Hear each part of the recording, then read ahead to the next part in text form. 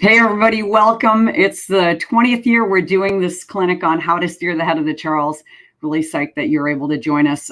John Lambert, who's a member of the Rules and Appeals Committee, my partner in crime for this for the last 20 years, is going to go over the penalties on the course and how all of that works as well. But we're going to start out with the best way to steer the course, get the fastest time, and then he's going to come on and help you and help everybody understand the best way to make sure that you don't get tagged with any penalties along the way. All right, we're going to get right into it. Thanks again, as always, to Nielsen, Kellerman, and Concept 2, who've been with us since the beginning to support this clinic and cheer everybody on at the head of the Charles every year. The Coxbox GPS, if you don't know about this, check it out at the NK tent. And then Concept 2, cheering you on as always, and a big supporter of the head of the Charles every single year. Here we go. There's a clinic handbook. You can download it at coxswain.com. That's got details on how to steer the course. We're going to show you everything with videos, views from above the bridges, in the boat, stern and bow shots of everything. But here, this will detail how to execute it so you can read through it as well. And then also some tips on good steering practices from the coxswain seat.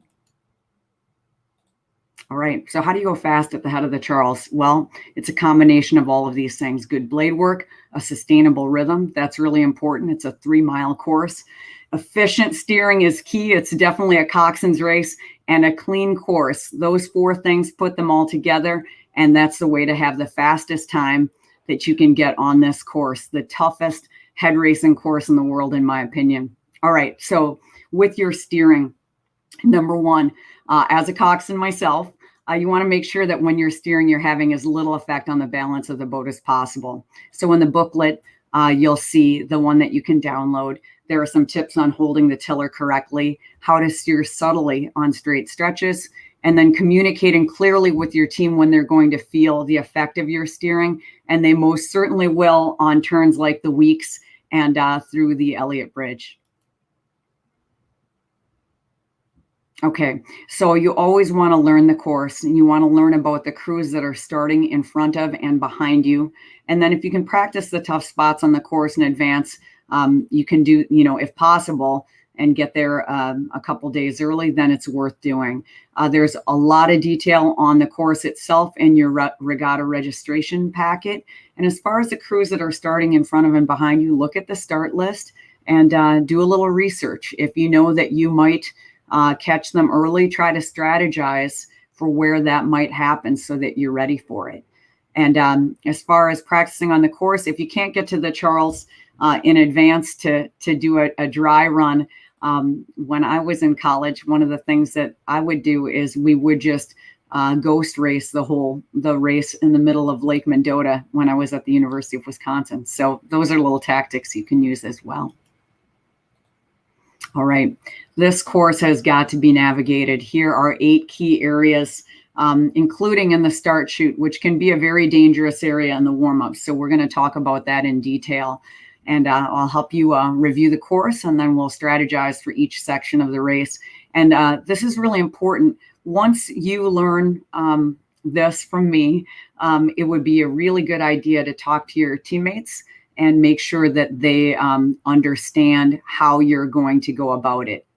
So it's great to have not only a pep talk before this race, but also a talk about exactly how you're planning to execute it, where you're going to need their support and help.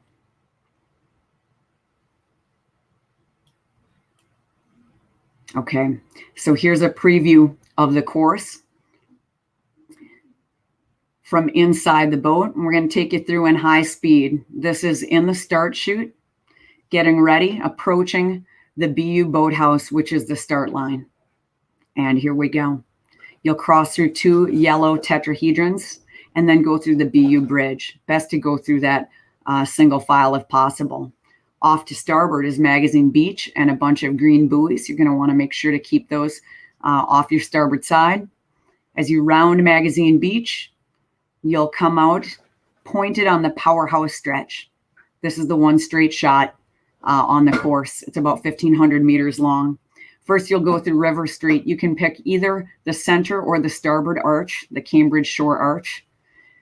And then you'll come through Western Avenue Bridge. This is going to set you up for the Weeks turn, the famous 90-degree turn to port. If you can get a clean line on this, awesome. A lot of times you'll end up going through this bridge with some traffic. The key is to take the bridge, the turn before the bridge, come out pointed on the Anderson Bridge. As you pass the Weld Boathouse, that's about halfway. Now you have about a 75-degree turn back through Anderson. Right here is 2 miles down in the 3-mile race. And then you got about 250 meters of a straight stretch before the big turn, which is a long, gradual turn to port. You're going to see orange buoys off your port blades. You can put your blades over them, but I'd be very careful if you choose to do it so you don't hook a buoy. Very sharp the turn is right when you come out before the Elliott Bridge. You want to diagonal through that bridge, and then you're going to hug the Cambridge shore. As you come around this turn, it's about 500 meters to go. This is the straight shot to the finish line. Again, you'll look for the 2 yellow tetrahedrons, and that's the end of the course. Okay, so there it is, high speed. Now let's go back to the start and talk about this warm-up pattern. This is a really critical, it's a potentially dangerous area, and it's really most important to listen to the course marshals. They are excellent. They're going to give you really good guidance and tell you where you should be at all times. So when you come down here to this part of the, when you come down here to get ready to get into the chute, if you're inside 15 minutes, they're probably going to put you right in the start chute, but otherwise they're going to give you time to go around this square that is the warm-up pattern. Okay, so when you're coming around that square, you can see there are some lines coming out of it to enter the chute. And at the same time, where it says queuing zone at the bottom of your picture, that's another area where people can enter.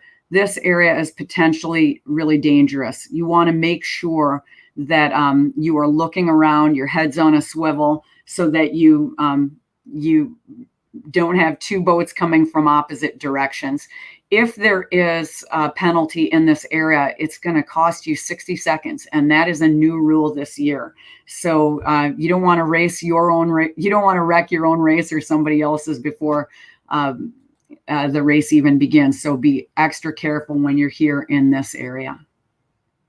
Okay, and here I'm just marking this as the spot where the things can get kind of dangerous. Okay. All right, so here, now this is a map of how they're going to feed everybody into the start chute. So if you're an odd-numbered bow, you're going to be on the port side, so the Boston side of the chute. And if you're even, you'll be on the Cambridge side, and there'll be a marshal right there, and they're going to call you right up to the line. So that's how they're going to feed everybody into that chute so you can cross the line single file. And here's what it looks like. Look at that. And this is where you can get an idea of how you can have some issues when people come in here where my cursor is to feed into the chute, and then also people coming down from the square. So super important that you're looking around. There you can see how they feed you right into the BU bridge. And there you can see how narrow it is and why you want to go through single file. Just be like this. Just be a little lighter, guys. We don't want to catch them before the bridge. Press the green leg. You have 3 strokes to the start. You are now on the Okay, course. and let's. They'll set you up for a good margin here. And again, if the boat in front of you is slow, you might want to hang back a little bit so you don't catch them before the bridge. Going in 2 on the fly. Get set. This one, go 3/4. Go half. Go 3/4. And here we are getting the boat up to speed before we cross. There's the yellow cones. Nice. And we're over. Good. All right. Nice. Length and a half of open behind these guys. All right. And we're on the move. Nice job. And it's a good idea right when you cross the line to let your crew know the distance between the boat in front of you and the boat behind you, so they've got a gauge on some starting margins there. All right, as I mentioned, you want to go through that bridge single file. When you come out, you're going to be right along Magazine Beach. There's a row of green buoys there. Now, it's good to know that a lot of times people want to ride these buoys, but the bad side of that is they can hook them and drag a buoy out into the course. It's really important that you stay to the port side of those buoys, because otherwise it's 5-second penalty for the first one you miss, and then it's a 10-second penalty for any buoys after the first one. So that's a spot where a lot of times buoys can get dislodged. And, if everybody misses a dislodged buoy, you might not get penalized for it, but most of the time you will. So make sure you stay far enough to port as you come around that you don't miss any of those buoys. And then after that, this is also a really great place to pass. All right. So, and secondly, be alert for small boats launching from that beach, because I can tell you one year I was Coxswain Team USA and we started first. And so there was a little gap between the events and somebody launched off that beach. And we actually had to stop, and we lost the race by less than a second. Okay, so this is another spot. Pay attention, and hopefully no one's crossing in front of your race, but you got to be careful in case somebody does. All right, now let's talk about passing. All right, so here's the thing. You're coming out of the BU bridge. You're seeing, all right, this is my chance to start, moving through the field. So the most important thing is make it really obvious when you're within a boat length of open water. And what I mean by that is point your bow where you want to go. If you do that, then the crew that is ahead of you is going to see that. So that's going to be the first sign. The next thing is, if they don't move over, you want to yell over to them, be assertive, but be controlled. And here's an example. We're passing on your port side, move to starboard. I need some room on port. Please move over.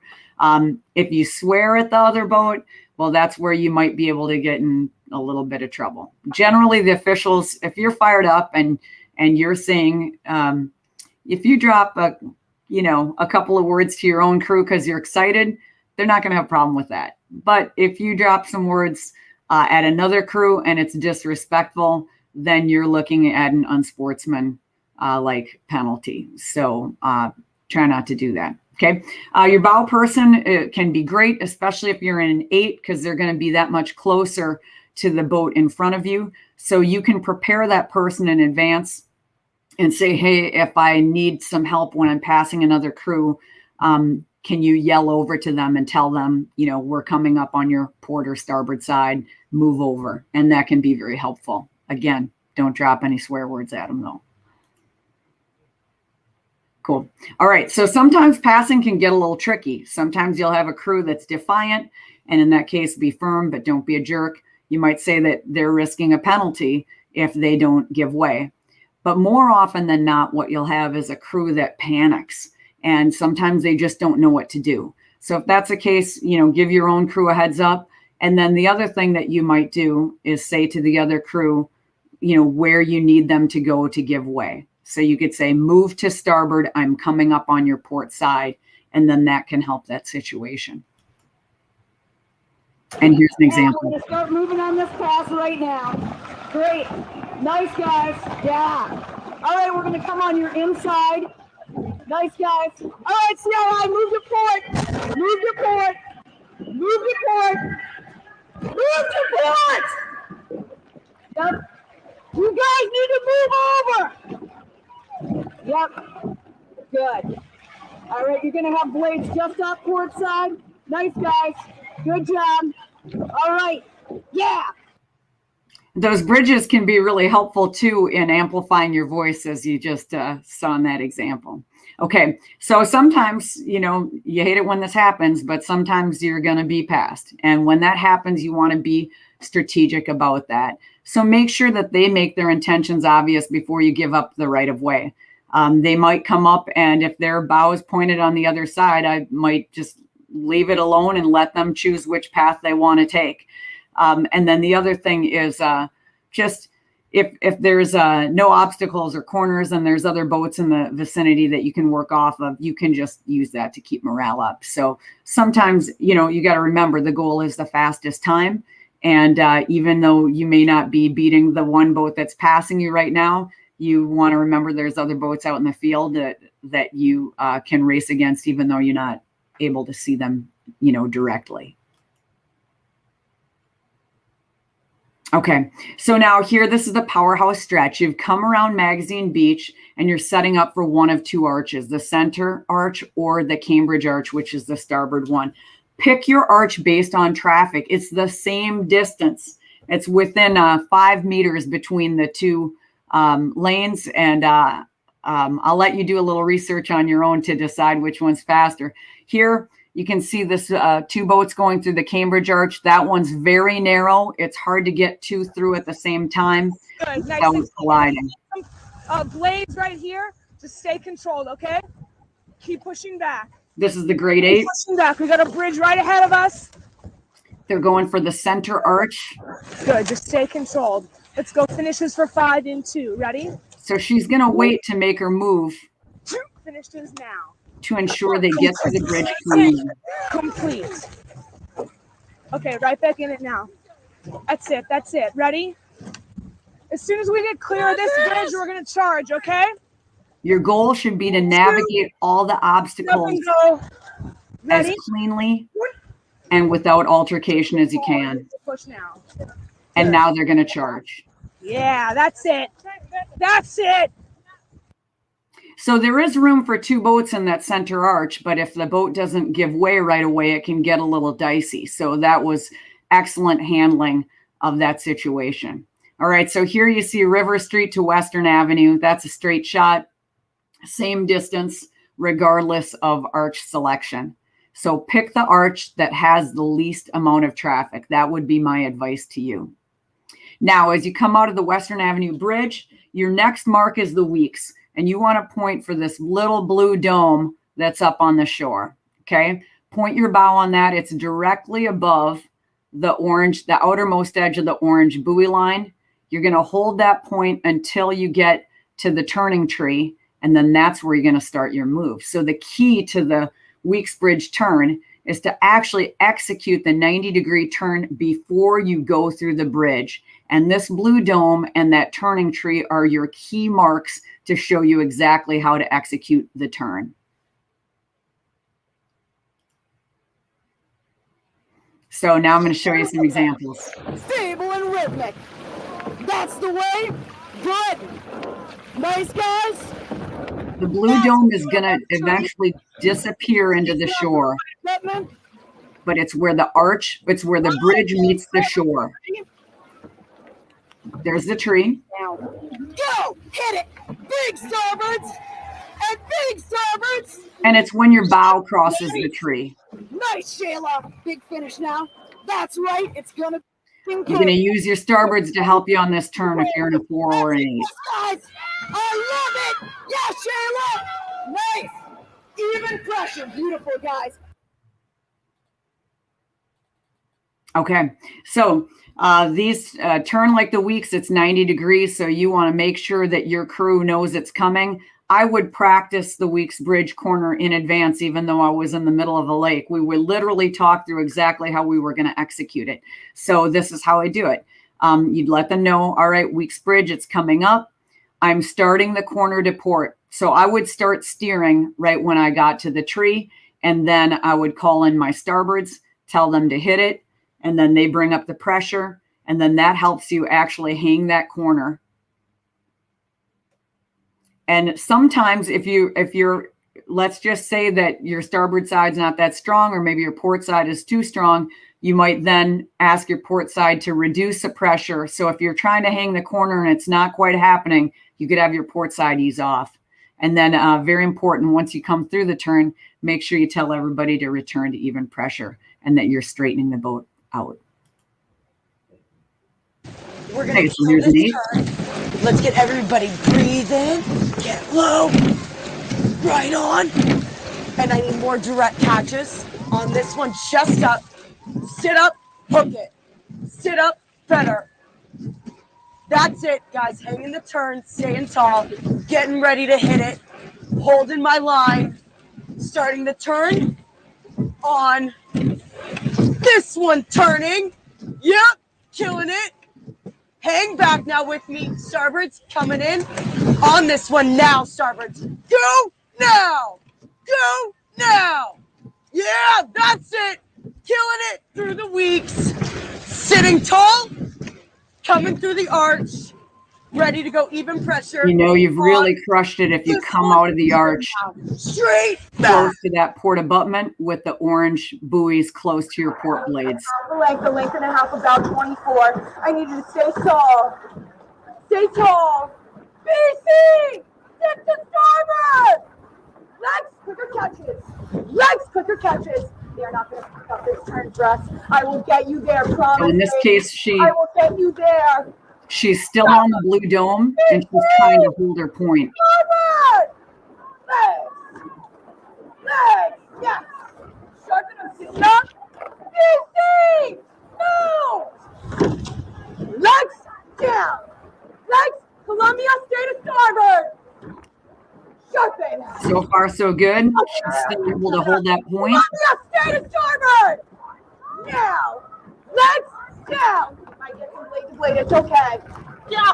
Own it, ladies! All right, I like your Now she's having to steer a little bit. Sit up. Oh no. And it's before the tree, so you're going to see that how she pulls it off Down. without getting to hold the point as long as she wants. Eyes up. Stop. We're going to pass 3 crews. Passing them. Legs. Yes. Legs. Yeah. And I need you starboards to get ready. Yes, catch starboards. Shove. Bigger. So she has to start the turn a little later. She's still turning as she comes through. Easy port. Sharp. Ready, Ollie. Back on it. Now. And she finishes the turn about 5 strokes after the bridge. And that's a very real example of how you can end up going through the Weeks Bridge, and an example of how you can weather it if you're not able to hold the points exactly as you want to. Okay, so how much space do you need if you're going through that bridge with traffic? All right, so here are some key pointers. Ideally, well, you want to be ahead of the crews that are off your starboard side if you can be.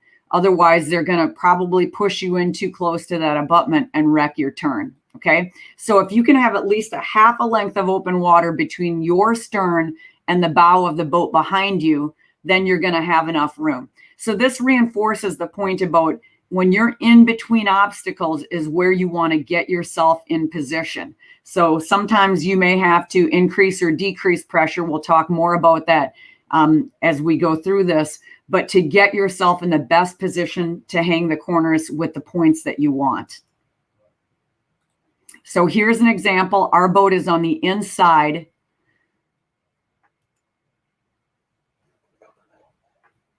Oh, hang on. We've got a frozen shot here.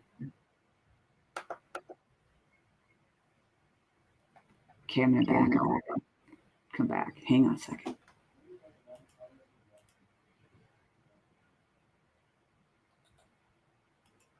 Oh, look at that. Hang on a second. My PowerPoint just froze.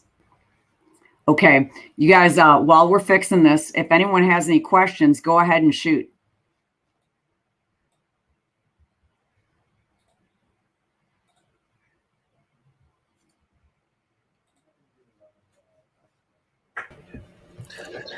Yes, this is the trusty Charles Adager coming to you live from Boston. Unfortunately, we've set up the live streams for with some settings that don't allow for comments. So that is a technical issue. Apologies to our viewers for not being able to comment live, but we'll do our best to get comments and questions to you after the presentation.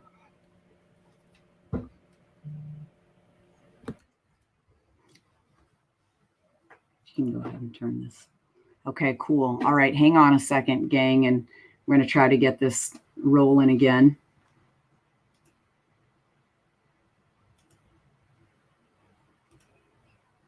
You Control-Alt-Delete again. Okay.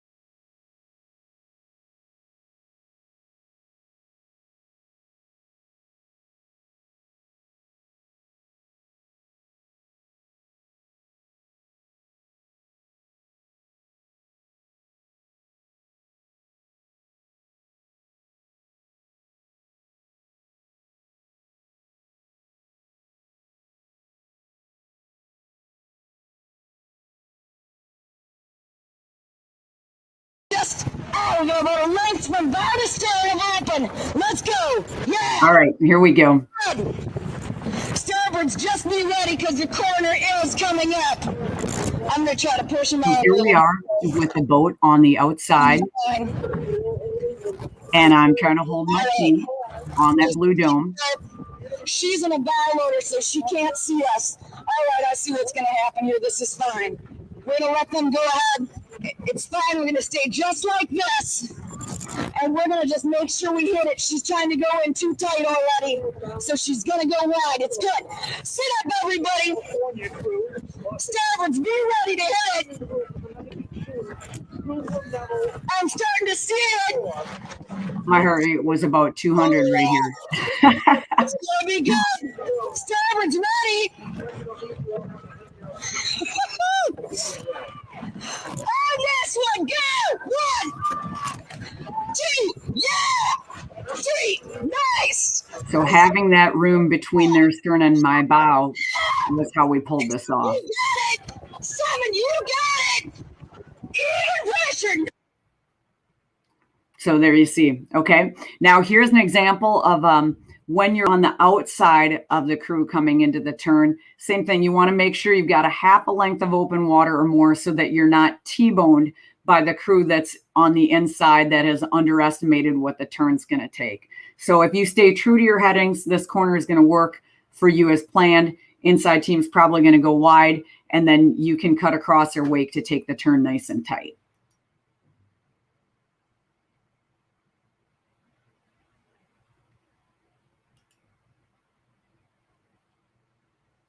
Okay, so when should you increase pressure and the rate? When you think you can get ahead of a crash, if you're gaining on another crew and you think you can pass them before a bridge or an obstacle, or when you're gaining on another crew and you want to get on the inside before a turn. So here we are on the outside this time. We now have overlap, and that is okay. Just nice and consistent like this.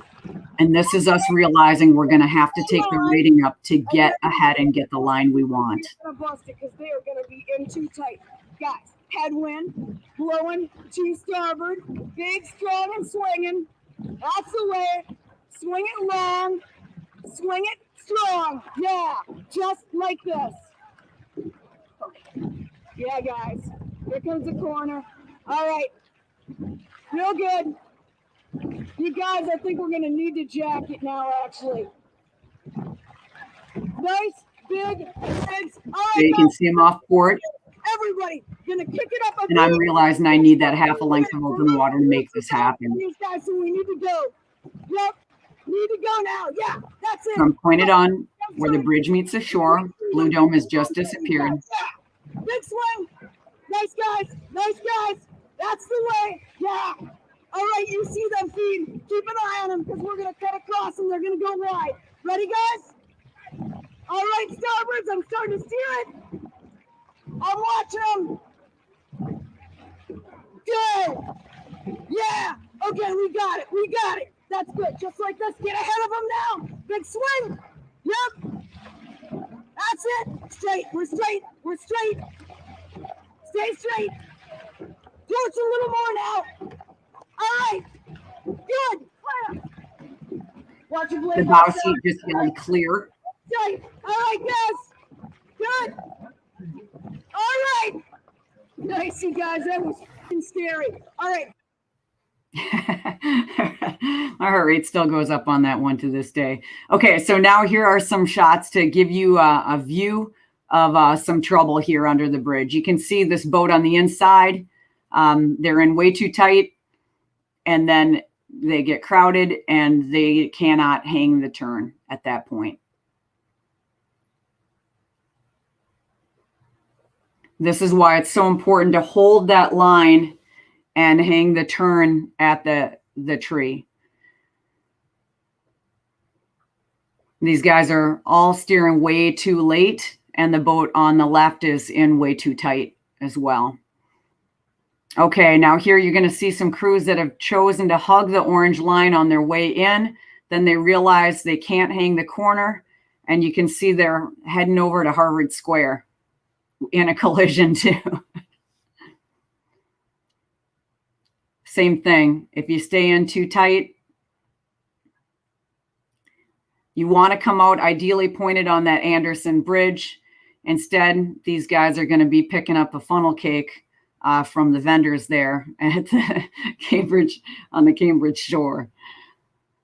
Yep, same thing. Okay, so trust me when I tell you about those headings, because when you use them, you actually end up pointed on the center arch of that next bridge and not taking a 30-second detour.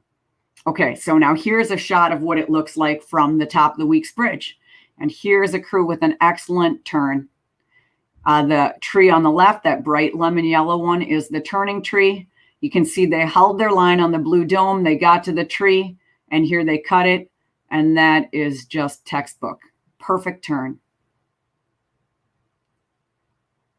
Now you can see the orange buoys off on the starboard side of the screen. The only time you should hug those buoys is if you have a dagger rudder. So a one-piece rudder where the whole thing rotates. Those boats can turn on a dime. You can hug every corner and take every turn in 2 or 3 strokes. But most people don't have that. They have a standard tiller. So then you want to use these points. Here's a good example of a boat that stays in too tight. And then the one that is has held the point. Now they're starting their turn at the tree. That's the one behind. And you can see the first boat going through is going to come through and go wide.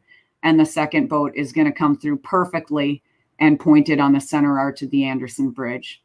Got a new clip for you this year. Women's single. This is Marley Blue. And you're going to see her going through with traffic approaching the Weeks Bridge. You can see in the video on the bottom corner, there's a sculler just off to the right. That's off her port side. And so she's looking at the arch. And she was trying to hold her point, but she knows that she's got this person on the inside. Yep, so she gets back on her point to give herself the room she needs to get the turn. You can see the blades of the other sculler in the picture in the lower right corner. And then she kind of pauses for a second because she knows this person's going to go wide. She wants to get through the bridge cleanly. And she also doesn't want to go wide because she knows it's going to cost her a lot of time. So she slows down, lets that person go through, and look at this.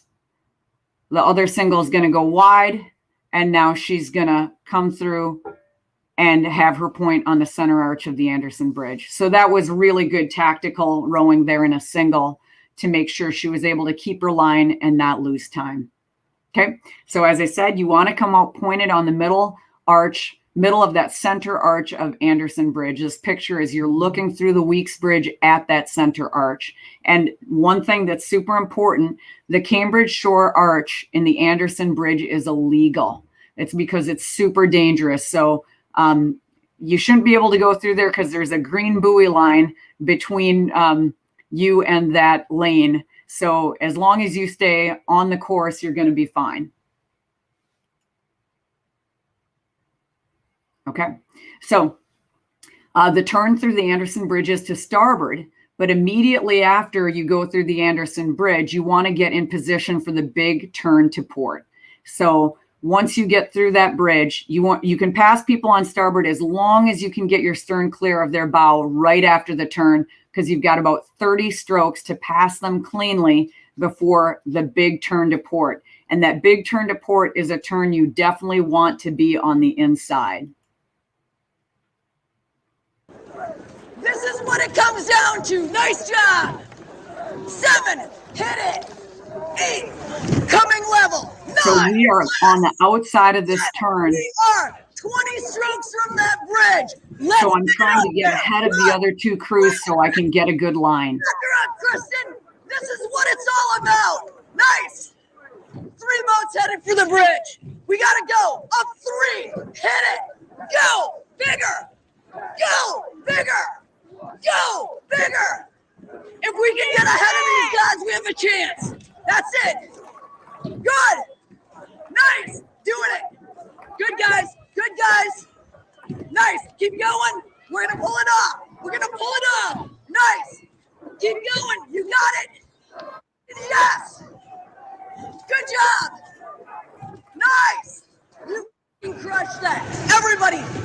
than 3 beats and breathe on this one. Breathe, jump. So example, obviously I've used a couple of words, which we removed for the sake of the presentation, but because they were in my own boat and it was excitement about what we were doing and not directed in a negative way at anybody else, I didn't get tagged for them. Okay, so here's the other side of it. When to decrease pressure or to take the rating down. So if you're being passed or you're going to be forced to the outside on a long corner, or if you're barreling up on crews that are going under a bridge and that bridge cannot accommodate all of your boats. John's going to talk about that a little bit more in his portion of this presentation, but they call that piling on. And if you pile on to boats that are under a bridge, guess whose fault it is? It's yours. It's not theirs. They were already there. Okay. So just remember, the overall goal is the fastest time possible. All right. So if you don't have enough speed to pass somebody on starboard going through this turn, you would fall in behind them as you go through the turn. And then you would make sure your crew knows that they want to get ahead of that boat if they can before the big turn, and maybe take an attack there to pull that off so that you get the inside of that corner. And here's an example of that. We're moving on bow 15.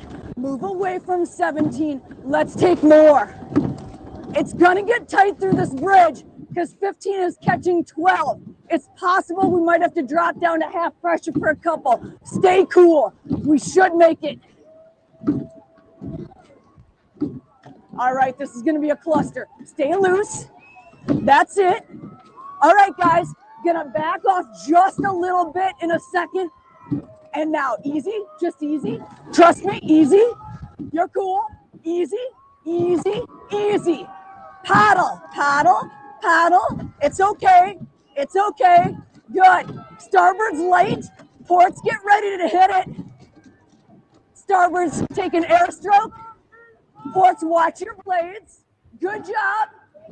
Keep going, ports. Ports, swing at this one. Go. Yep. Killed it. Yes. Sit up. Build it. This one. Let's go.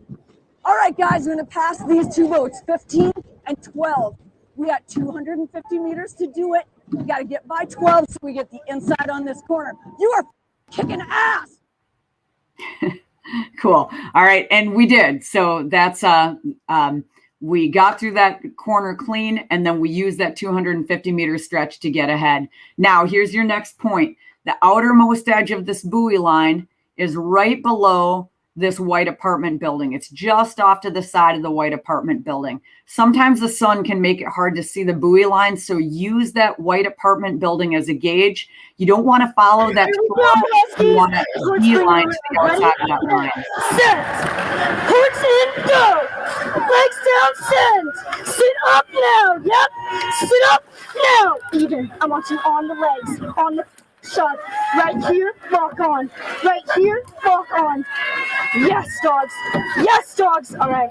I'm on the rudder a tiny bit to get through all these crews. I want you to see the white apartment building starboard. Past that far boat. Here. Sit up. Here we go, dogs. We're going to get in it. We're going to get in it. Ready? One circle. And she's trying to jockey to get the inside of that corner. Starboard. Princeton, stay port. Yes, dogs. Yes, dogs, stay in our rhythm. I got a line. We are making them move. Get ready for the next 10. Yep. You ready? Sit up now. Legs, shove. Legs, shove. Yes. BC to starboard. Sit up and hang. BC to starboard. Yep. They're moving. Yep. We're walking. We are moving in all crews. We are hunting. So that's what that can look like in traffic. And good job by her holding that line on the white apartment building. Okay, so now when you come out of the big turn, the last part of it is deceptive and it is sharp. Okay, so a lot of teams will want to hug that orange buoy line, and that's fine. Here's a good example. When you come around that last bit of it, it may take 5 or 7 strokes of pressure from your starboard side to be able to hang this turn. This is the most dangerous spot on the course. That's why they call it Dead Man's Curve. And this is where the most accidents happen on the course. So if you can get through this arch cleanly by yourself, that's the way you want to do it. So pay attention to the crews off your starboard side and get ahead of them or fall behind them if you can to get a clean line through the Elliott Bridge, because this last bridge, as you go through it, you're actually going to diagonal through it to starboard to get a straight line and the cleanest, fastest course for this final turn. All right. So this was a big one a couple years ago, and we just happened to be in position to see it. This is the Team USA men.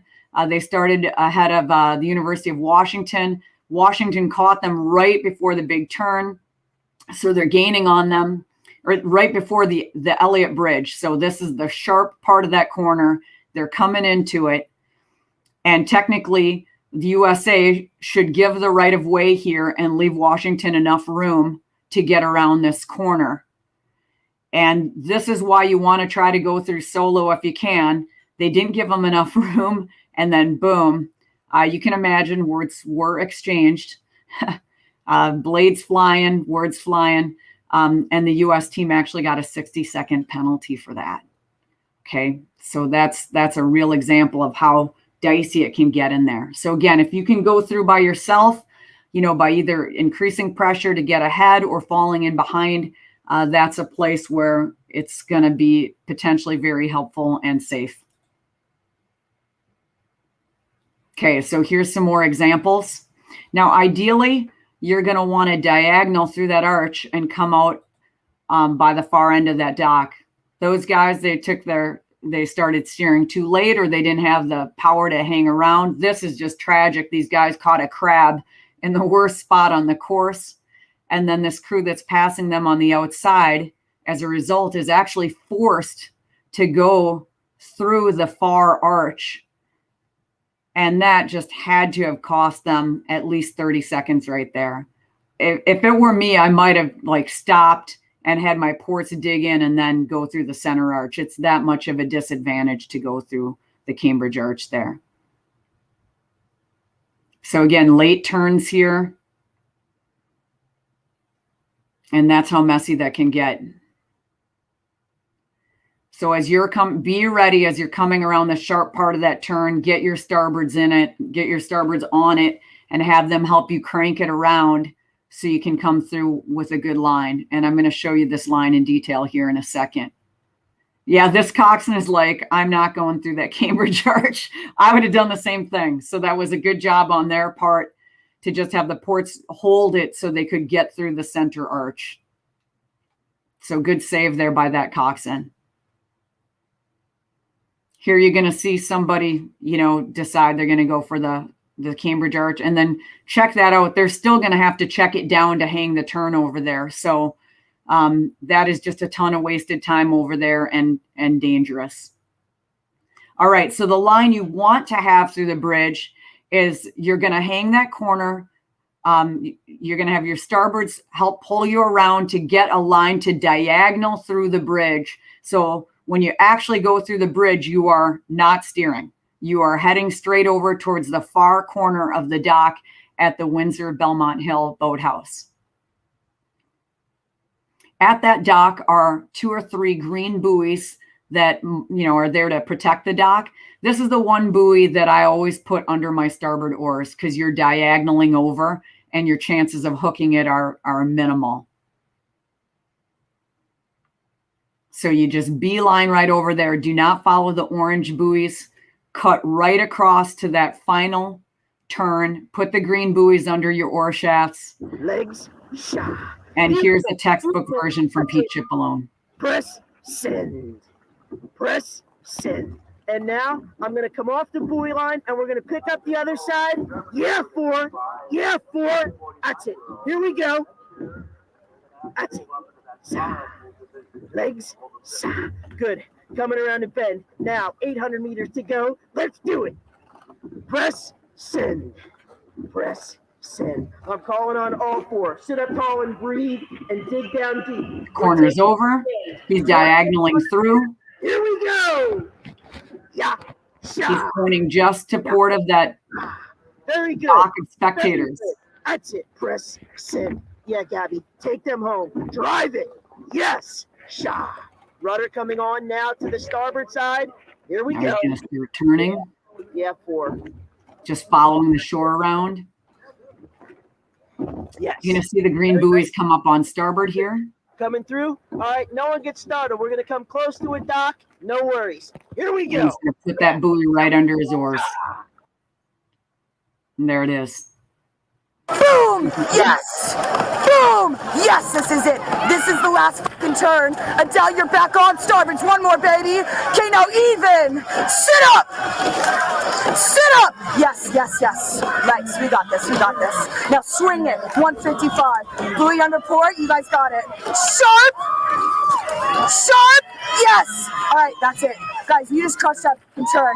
Now swing, Jen. Baby, swing! Let's swing! That was crew 7. That was 7 crews. Now swing it through. Swing it through. Okay, guys, I got my eyes on the last buoys and the last turn. Here we go, Liz. Send it, Liz! Woo! Yeah! Yep. Nice. We're good. Now sit up. You guys got this. We're coming in. We're Here coming comes in. the dock. Now sharpen. Yes. Sharpen. Sit up. Hands away. Step. Hands away. Last turn. Step. Hands away. I got my eyes on the buoys. Those are the last There you can see the buoys. green one coming up. That's it. Now break away. Step. Swing. And you just hug that shore right around. You can keep your blades 5 feet off of that shore and you're fine. All right, here's a view in a single. This is Ben Davison. He starts out at bow 26 and he's catching some action as he comes through the Elliott Bridge. A little more maneuverability in the single. And we've got this 360-degree camera on the boat, so you're going to get to see everything from all views. So here he's catching up to 2 other singles as he's coming through the bridge. So he's hugging the orange buoy line because he wants that to have the inside on the turn. There's the Cambridge Boat Club. But now as he comes through the bridge, he knows that he wants to get over to that starboard shore. And there's 2 boats there, but now he has caught them.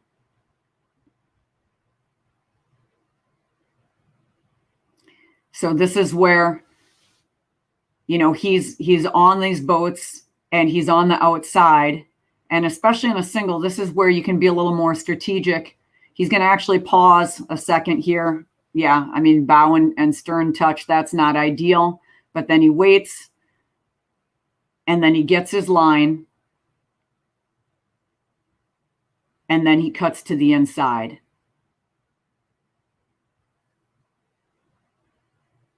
Okay, 500 meters to go once you come around that turn.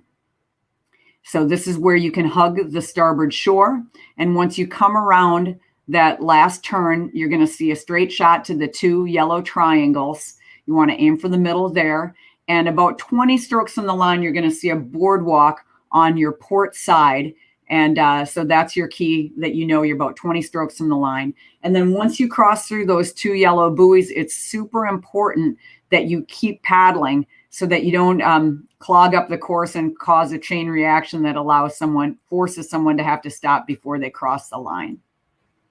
Here's what that map looks like. So you cross the finish line, you're going to see there'll be a launch down there at the end, and it's a row of dotted white buoys that you cannot cross, and you just have to keep going until you get to that launch, and then you can stop, and then your race is technically done. Okay. So one more time, we're going to go down the course in high speed. And this time we're going to show it to you from both bow and stern. That tends to be helpful for the scullers as well who are here watching this today. All right, here we go. BU Boathouse through the 2 yellow triangles. Again, going through that BU bridge, single file if you can. Green buoys off starboard. Magazine Beach, make sure you stay to port of those green buoys, especially as you come around the last bit of the turn there at Magazine Beach. That can be a dangerous one. Yep. And then you are going to enter the Powerhouse Stretch. Watch out for those small boats. There's the Riverside Boat Club. And pick your arch based on traffic, center, or starboard arch, the Cambridge shore. You're in the Powerhouse Stretch, 1 mile down. Straight shot through here. Come out of Western Avenue, set up for the Weeks. You're looking for that blue dome. And you're going to try to hold that line as long as you can. There's the turning tree. Start your corner. Come out pointed on the center of the Anderson Bridge. This is the halfway mark of the race, the Weld Boathouse. And now you've got the turn to starboard through Anderson, 250 meters to get your line in the inside of the next turn. The big turn to port, 2 miles are down. Use that white apartment building as your guide for the outermost edge of that orange buoy line. Follow that buoy line around. The last part of the big turn is going to be sharp. Might take 5 to 7 strokes of power from your starboard side. They'll be cheering for you at the Cambridge Boat Club. You diagonal through that Elliott Bridge. And then the last turn to starboard as you come around, 500 meters to go. Look for the boardwalk off of port. That's your mark, 20 strokes to the line. And here we are. Cool. Awesome. So those are my points on how to steer the race. And now I'm going to hand you off to John Lambert, who's on the Rules and Appeals Committee. He ran the Rules and Appeals Committee for many years. And now he is going to share with you how to navigate the course and not get a penalty. John, all you. Good afternoon, good evening, good morning, wherever you're watching from. I'm pleased to give this presentation. So could I have the first slide, please? So I'm going to, after Yaz talked from the cox's role and competing, I'm going to talk about the umpire's role and penalties and how to avoid them. So as Yaz said, I'm a member of the Rules Committee of the Head of the Charles. The chief referee is Laura Kunkelmuller. So what makes it special? Well, it's a large regatta. These numbers are this year's numbers. It's 2,239 entries. That's well over 11,000 competitors from more than 620 clubs and colleges from 40 different US states. Now, in normal years, we have competitors from around 25 different countries competing in this major event of the International Rowing Calendar. Of course, COVID has reduced that number greatly, unfortunately. For the majority of the crews, it's your only time of the year you race on this body of water. And with its distinctive twists and turns, its narrowness in spots, the requirement to pass through multi-arch bridges, it's clearly a coxswain's race. And it can be, as you've seen, very difficult to pass or be passed without getting in another boat's way. And for that reason, we have a set of rules to encourage you to stay apart. Next slide, please. So here's the course from the bottom right, the Charles River Basin, where you assemble before the start. And from the start line, that red dot number 1, and then just on every bend and certainly on every bridge, every dot represents an umpire station. And at each of those stations, there's between 3 and 5 umpires, depending on the busyness of the spot. So every inch of the river is under an umpire's eyes. Next slide. So there are responsibilities of the umpires at these spots. They're to ensure the fairness and safety of racing and to determine if there are violations of the rules that we've put in place and to assign appropriate penalties to the crews committing violations. Next slide, please. So safety. So while it's the primary goal of all the actions and decisions of an umpire, and indeed the reason that we have rules. So the officials are concerned with the safety of all competitors and volunteers and officials on the race course and in the training and launching areas. But remember, while safety is the primary concern of all officials, the responsibility for safety rests with the individual crews and athletes, and especially with the coxswains of Cox crews. So another point about the umpires, they're alert to crews and athletes in distress. If a rower collapses or a sculler flips, since every inch of the river is on an umpire's eyes, they're usually the first to see a problem, and all the umpires have an emergency number with them and can contact emergency personnel immediately. They're the primary observer of unsafe conditions and advocate for rowers' safety to the regatta officials with a protocol for stopping the race. The long-range forecast right now seems pretty good, so I don't think we're going to get unsafe weather conditions. The second goal of the actions of an umpire are fairness. So ideally, only factors that determine the outcome of any race should be the skill and abilities of the athletes and crews. Although in head racing, it must be acknowledged that the starting order plays a role. You can be unlucky with slow boats in front of you, causing passing situations that may slow you down. Only bow number one has the opportunity for the perfect course. And remember, that's an opportunity, not a right, if they're being caught up by bow number 2 or 3. The athletes are depending on the umpires to observe the race, determine the cause of any incidents, if it's incidents of interference or buoy violations, cutting the corner, traffic pattern violations. They determine the penalty for such infractions and report them with full written documentation to their judge and the chief referee. The athletes do get the benefit of the doubt. And as in all sports, actually, if an infraction is not observed by an umpire, I've said it's unlikely given the number of umpires at each spot, but it can occur.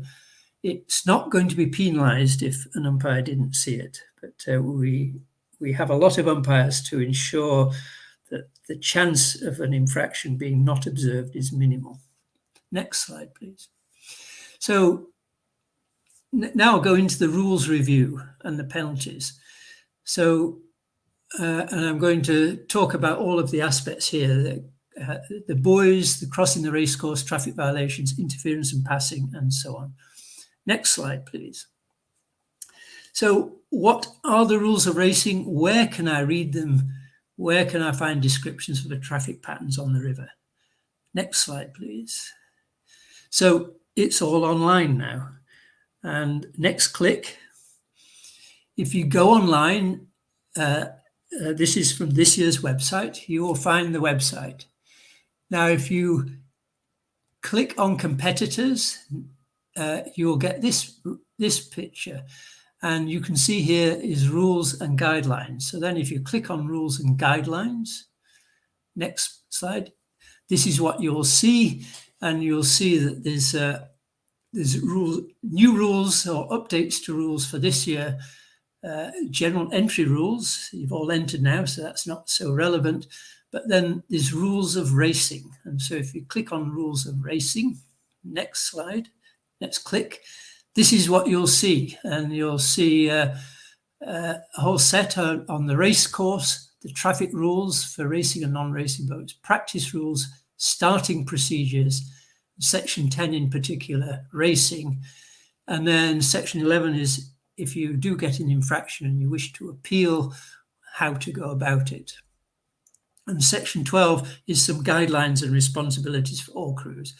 If you click on section 10, there's the rules of racing, for example, disregard for safety, coxswain on board, the buoy violation. So you can look at the rules in this way. Next slide.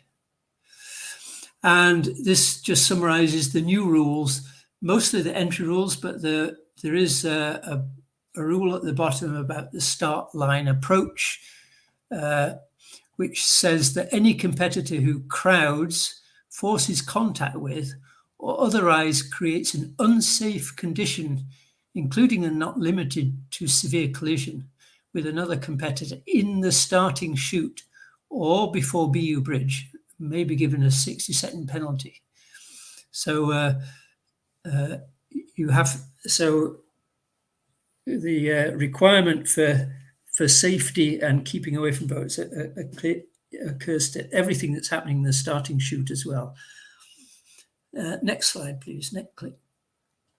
So safety rules, I will now take you through in detail some of the rules. Number one rule, 10.1, is a safety violation, disregard for safety. Any boat showing a blatant disregard for safety will be severely penalised. There can be time penalties. They can include disqualification. So safety causing collisions is inherently unsafe, and that will be penalised. Next slide. So now the course. The course is bounded by buoys, and this is for racing crews now. So while racing, you must stay on the course between the orange buoys on the Boston side of the river, on the port side of a crew, and the green buoys, which are on the Cambridge side of the river, on the starboard side. And where there are no green buoys, the Cambridge shore marks the course boundary. And that's Racing Rule 10.3. So now all blades, as you've seen from Yaz's videos, all blades may go over the buoys, but the hull must stay on the course. The first buoy violated by the hull will result in a 5-second penalty. And any subsequent buoy results in an additional 10-second penalty per buoy. And remember, one missed buoy has been known to prevent someone from winning, and that's certainly been true historically. Now, there is a risk. Of course, the shortest line round a bend is to have the hull as close as possible to the orange buoys. For example, if it's a bend that's turning to port side, but rolling the hull along the buoy line, putting them under the riggers, one has to remember that the buoy line can never be a perfect art due to wind, due to waves, due to depth changes during the day, from the time the course line was set to when your particular race happens. The depth of the river we don't control. It's controlled by a dam down at the end of the Charles, opening into the ocean, and sometimes the people in control of the dam let out more water. There'll be a bit of current, and the depth changes, and the buoy lines, the buoys themselves will move. So, and oars can snag on a buoy line. I myself have been had an oar. My blade entered the oar just above the buoy line, and in pulling it through, it wrapped around the oar, and the boat came to a dead stop. It was a 4, and so it is risky to be on the buoy line. It's the shortest course, but one has to acknowledge that risk. And because the buoy line can never be perfect, if a buoy pops up on the wrong side of your hull, you've left the course and you will be penalised.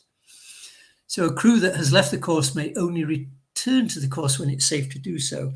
So, for example, if you've gone way off the course for whatever reason, you were forced off or whatever, don't panic. Don't just try to turn and get everyone just rowing. Pay attention to other racing crews that are coming round the bend where you have maybe gone off the course. Don't just, I've seen people just panic, set off to get back onto the course and T-bone crews that are racing on the course. So don't do anything that is unsafe. And you certainly don't get to the finish line quicker if you T-bone someone else. So next slide. So the other aspect of buoys are when you're not racing. The boats should keep to the right, as a coxswain's view, of the orange buoys at all times when racing and also when in the travel lane. Furthermore, the Cambridge Boat Club bend, the Dead Man's Curve from Elliot Bridge through, and then the Weeks Bridge turn, they will be double buoyed on the Boston side. So there's the orange buoys that mark the course, and then there's between them and the bank, there's a set of white buoys. and there are areas marking tight areas. So the travel lane, where there are white buoys, is between the white buoys and the bank. The area between the orange buoys and the white buoys is out of bounds for hulls. And if you're going downstream, persistent incursion into the out of bounds area may be penalised, and it will be penalised if you end up interfering with a racing crew. Remember, the racing crews can, if they wish, put the blades over the orange buoys into that no hull area between the orange and white buoys. The reason for this white buoy line is to make sure the boat, downstream boats travelling towards the start, stay well away from the orange buoys so as to not interfere with racing crews. And please take that seriously. Just imagine what you would feel like if you were racing and a non-racing crew got their oars too close to that orange buoy line and clashed with you. So interference with a racing boat by the hull or by blades will be penalised. And if it's blatant, it may result in disqualification. So even before you get to the start line, you may be disqualified. So please pay attention to travelling in the travel lane, keeping away from racing crews. Next slide, please. So traffic rule, in the traffic rule 7.1, any boat showing a disregard for safety at any time during the weekend, including during practice. So this could happen on Thursday. It could happen on Friday afternoon after the scullers and doubles racing on Friday morning. If you show a disregard for safety at any time, there are marshals and boats all over the place, officials. They will try to identify you from your blade colours and so on, and you can be given a 60-second penalty or maybe even disqualified if such disregard for safety is blatant. So remember to observe the traffic patterns during practice as well as during races. Indeed, I would venture to suggest that it's during practice that there are many collisions by people not paying attention to staying either on the race course if you're traveling upstream on the race course, or staying in the travel lane if you're going in the travel lane.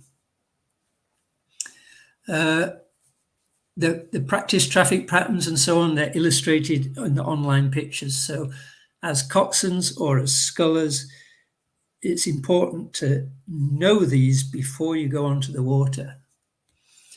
And in the travel lane, especially on the day of racing, it's a firm paddle, no stopping to watch, no power strokes, except in the areas where you've got a dead straight shot, which is below weeks. Anywhere where there are bends, no power strokes. Remember, there are eights mixed with singles, mixed with doubles. So warm up only in the designated areas, which you can find under traffic rule 7.5. Next slide.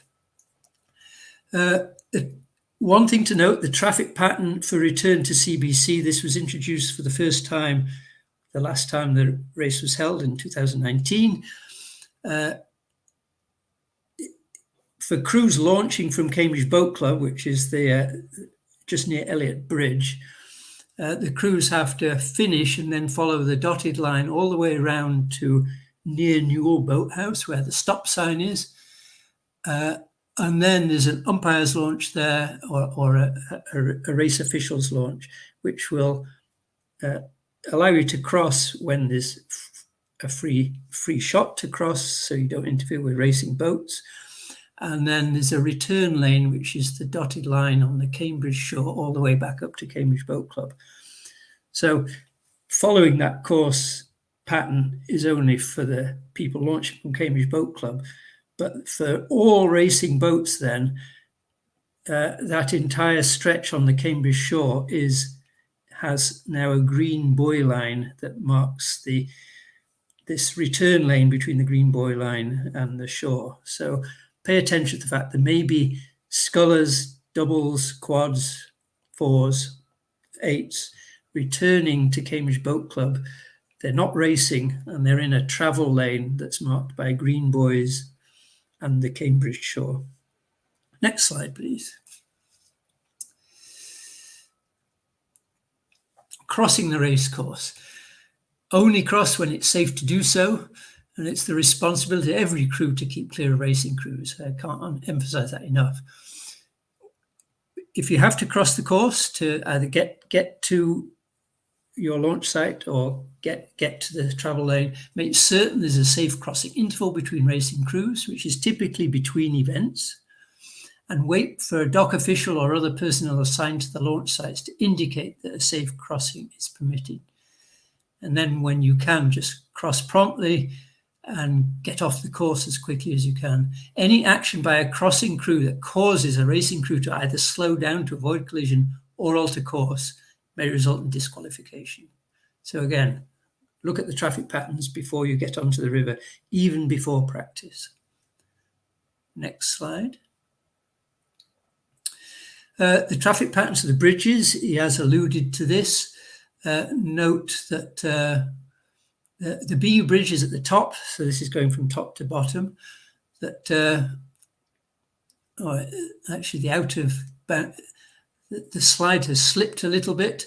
You can see the X marks the out of bounds arch of BU bridge, so there's only one viable arch, and furthermore that one arch is only wide enough really for 1/8 or 1/4 to safely pass through.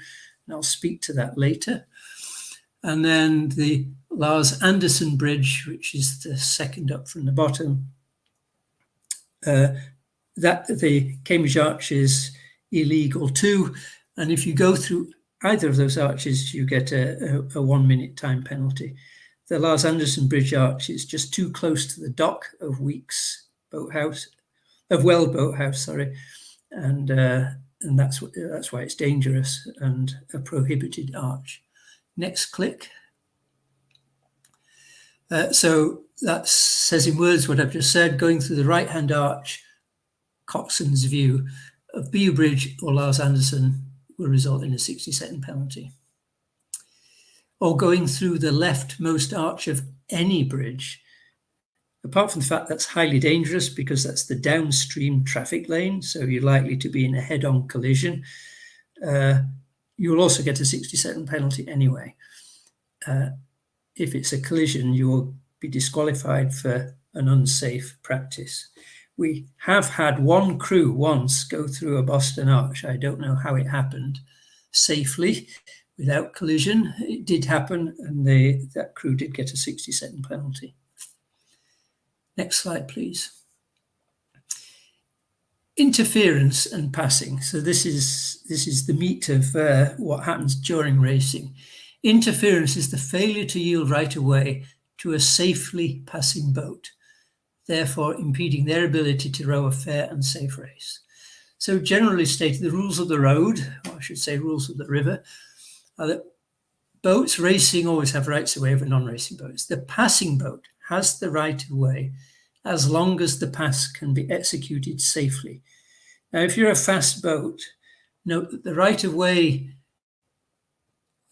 does not preclude the higher responsibility of avoiding collisions or avoiding squeezing another boat off the race course. You can't just come up to a boat that's on the orange buoy line and squeeze them off the course, because of course that's pushing them into a downstream traffic lane, which is dangerous.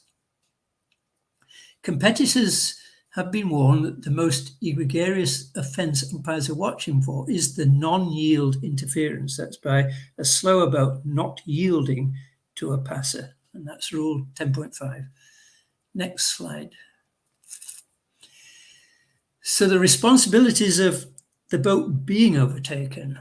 So movement to yield must begin when the passer closes to within one length of open water of the boat being overtaken. And that's one length and closing.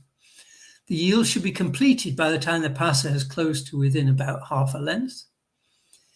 Failure to yield when there is adequate room and time to do so will result in a 60-second non-yield interference penalty. In passing situations, the overtaken boat must, in a timely manner, yield and give suitable room to the line chosen by the overtaking boat. This may require missing a few strokes as the overtaking boat completes its pass. The slower boat, the overtaken boat, is also not entitled to cut buoys just to avoid a clash of oars. So it's important to stay on the course, to stay within the course bound by the line. If the passer then clashes oars with you and you're as close to the orange buoy line as you can be, actually the passer will get interference penalties. They can't force you off the course, and certainly do not steer off the course. It is dangerous because this downstream traffic, the head-on collision doesn't bear thinking about. Next slide, please. So what are the penalties? So if you're observed by an umpire to be not giving away in a timely manner to allow a faster boat through, you'll be given a 60-second penalty. If it happens again later on up the course when another boat comes up and you still don't give away, you'll get a 120-second penalty. And if it happens again further up the course, you will be disqualified. It's actually almost a moot point because by then you've got 3 minutes worth of penalties and you're already last, most likely. So steering the course safely, even if you're a slower boat and you know your crew lacks the power to compete with the fast boats, steering the course safely without risk of incurring penalties is part of the skill required for the fastest race time achievable by your crew. And that applies to slower boats as well as faster boats. Next slide, please. So the responsibility of the passer. In passing situations, you have the right of way on the side you choose, the side you come up on, only if and when a safe pass can be accomplished. So note rule 10.6, the severe collision. If a pass is attempted, the passer, you can't press the right of way to overtake to the point of severe collision. You must allow sufficient room for both boats to stay within the race course. If a crew causes a severe collision, that crew may be assessed a 60-second penalty and a severe collision time penalty, and it may result in further sanctions under Rule 10.1. If 10.1 is any boat showing a blatant disregard for safety may be disqualified. So in any collision, the umpires are there to see if the offending boat is the slower boat or the passer. And so passing safely is key if you're a fast boat. Next slide, please. So a 60-second penalty is huge. It's as much as 7% of the race time. And why do we make it so severe? It's impossible to fairly credit the boat interfered with time lost. And collisions put rowers and equipment at risk. So the reason for the very severe penalty is to encourage crews not to interfere with each other in the first place. Next slide, please. Causing contact that could result in injury or damage is considered unsportsmanlike and unsafe. So safety is always first. Now, if a slow crew or a couple of slow crews or a collision between crews in front of you completely blocks your path temporarily, we hope, don't panic. Don't wonder what to do and then end up piling onto this collision or piling onto a slower crew that's trying to navigate a bridge. First, you won't get to the finish line faster by just piling on, causing a collision. Paddle lightly if necessary. Yaz had a really good example of that, where if their fast 8 hadn't paddled lightly coming into Anderson Bridge, there would have been a 3-boat pileup under the bridge arch. Paddle lightly or even stop rowing for a couple of strokes if you have to, or take a wider course if absolutely necessary. You'll lose less time by missing a few strokes than by doing something that results in a 60-second penalty or worse, disqualification if it's considered blatantly unsafe. So safety is always first. Next slide, please. Conduct, some remarks about conduct. I've gone into safety. Incidents of unsportsmanlike conduct by a competitor or crew, including the use of personally abusive language, shall be reported to the jury by the witnessing official, usually an umpire, since there's umpires all over the course. The jury may impose penalties ranging from reprimand to time penalties of up to 60 seconds to disqualification. It depends on the nature of the incident. So personally abusive language is not allowed. And please note Racing Rule 10.10. Public urination is strictly forbidden and will result in disqualification. And this can happen, this is before the start, really. Now, some miscellaneous rules. Boats without shirt number or bow number may be penalised or disqualified from starting. It certainly makes it difficult for officials to figure out who you are. And so you may not get an accurate time. If you're late to the start for any reason, await instructions for a marshal or starter. In fact, indicate to a marshal that you're late and you wish to start, but wait for their instructions. Any boat just starting out of sequence against the orders of the starter will be disqualified. The regatta will probably start you. If you're late to the start, you probably end up starting last after all the other boats have gone. But the most important thing is wait for the starter's instructions before you do anything. Don't just cut in and assume it's okay. It is not. Boats must finish the race with your coxswain on board. You can't actually jump out before the end. They can't throw you out. And note this BU bridge: any competitor who crowds, forces contact with, or otherwise creates an unsafe condition, including but not limited to severe collision, with or for another competitor in the chute or before a BU bridge may be given a 60-second time penalty. Now, note, the BU bridge arch, as I've said, is only wide enough for really 1/8 to get through safely. It's perhaps about 20 to 25 strokes beyond the starting cones. So passing it's possible. I've seen it in single sculls, a fast single sculler overtake a really slow one before BU bridge. But for the bigger boats, 4s and 8s, it's inadvisable prior to the bridge.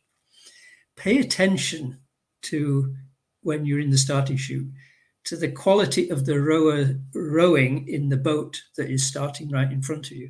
If you think you're going to be closing the approximately 10-second gap in about 10 strokes, just don't crowd them at the start, because passing is really only possible once you've popped through BU bridge. If you shoot right up on the boat, you're going to have to now stop or slow down or paddle light. Otherwise, you're going to force a severe collision right under the arch. Once the slower boat has got into the arch, there's no place for them to go, and it's only wide enough for one boat. So that crowding someone at the start is inadvisable, and please pay attention to that. Any boat that launches that disregards the published practice rules on Friday may be penalised or disqualified. And remember, there's no practice on Saturday or Sunday at all. Next slide. So I'm just going to conclude by just some frequently occurring situations. Next slide. Next slide, please. And the most common violations happen with bow loader Cox 4s.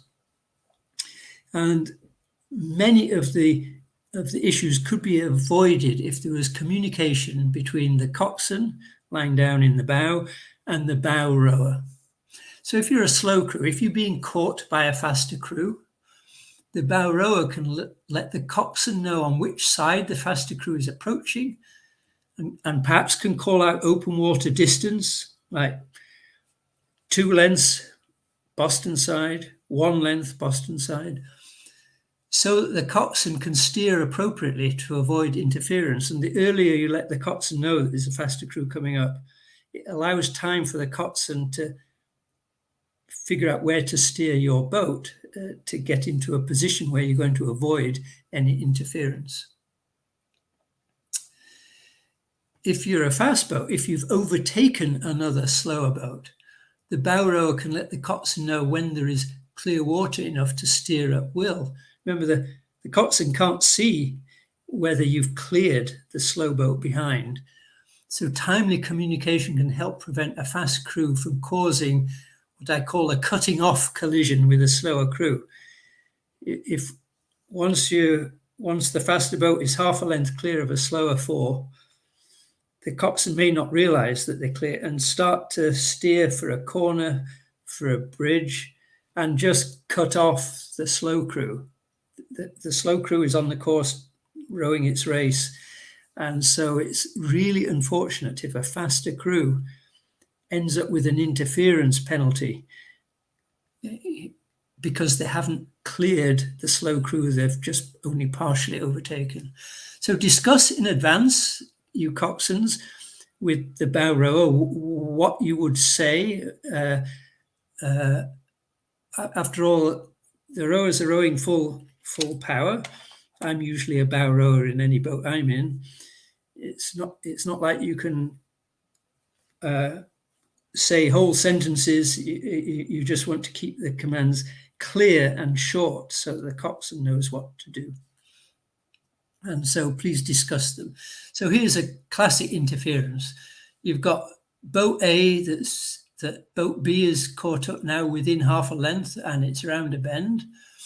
And now it gets to a quarter a length and boat B actually is forced to paddle for a couple of strokes to avoid a collision.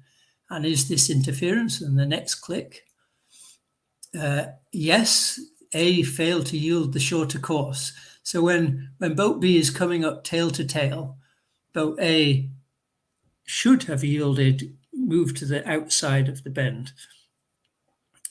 The coxswain sitting down, if this is a Cox 4, in the bow of boat A, unless the bow rower tells them, is probably completely unaware that boat B is closing and closing fast. And so that's where communication can help. Next slide, please, is another typical case. Now, in this case, boat A did give way on the inside of a bend marked by the green buoys, and boat B is now coming through on the inside. However, as frequently occurs on the Charles, a right-hand bend is followed by a left-hand bend, followed by a right-hand bend, followed by a left-hand bend. If the boat speed of boat B is now not sufficient to have got clear of boat A, it now has to steer this second corner marked by the orange buoys. It has to stay a little wide because it's still overlapping by half a length. And again, this is where the coxswain sitting in the bows of boat B may not be aware that there's still a third or quarter length overlap. And if boat B comes across to steer the inside of this bend, may force a collision with boat A as boat A tries to stay on the course. And so once you've chosen to overtake, as boat B did on the inside of the green bend here, you now have to live with the decision you've made. And this happens especially in 8s, where the relative speeds can be relatively close. So you can stay alongside each other for 2 or 3 bends. You each have to allow space for the other boat to stay on the course. But especially for bow rowers, be careful. So next slide.